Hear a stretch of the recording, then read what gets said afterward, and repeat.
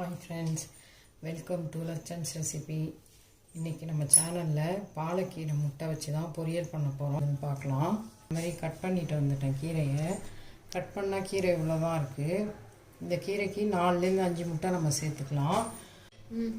இப்போ அதுக்கு தேவையான பொருட்கள் பார்த்திங்கன்னா, நான் ஒரே பூண்டு கொஞ்சம் செவந்து இருக்கும் லைட்டாக.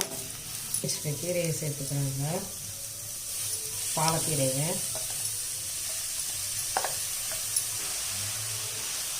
இப்போ கீரை கொஞ்சம் வதங்கட்டும். உப்பு சேர்த்துருக்கோம்.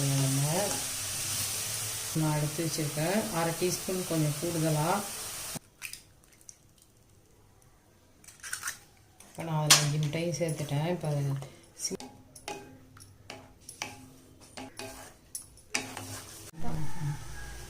இப்போ பாருங்கள், நல்லா முட்டையெல்லாம் முட்டை பொரியல் சூப்பராக ரெடி ஆகிடுச்சு. நீங்களும் இந்த மாதிரி செஞ்சு பாருங்கள்.